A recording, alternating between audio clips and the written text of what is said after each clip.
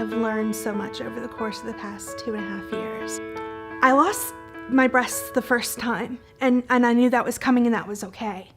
But that second time I didn't know. I think my lowest point probably came when I got home and I took off all of the bandages and I saw what was left. Those are my two choices. I can be not okay or I can be okay. So I got online and I sat down and I started Googling, and a friend of mine sent me to Real Self, and I started looking and I started Googling, and Dr. Ambe kept coming up on this website as answering questions. It's like, if there's a doctor that's answering this many questions online, he has to be really involved with his patients. So the girl at the front desk scheduled me for a consultation with him, and he sat with me for 2 hours and talked about what my choices were. And I felt so comfortable with him in that first 5 minutes. I told him that if he couldn't fix it, to take it all, because this was it. This was my last shot. This was the end of the road for me. If this wasn't going to work, to just take it all.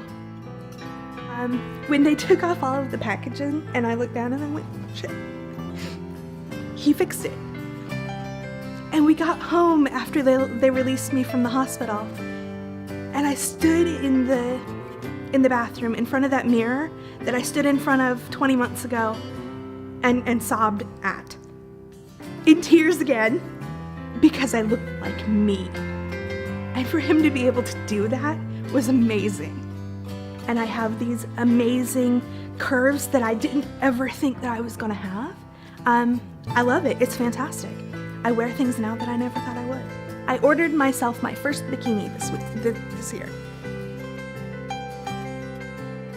All of this journey brings me to a place where I can speak to one woman who does her breast self-exam and realizes that there's a problem, and she saves her own life because of something that I said.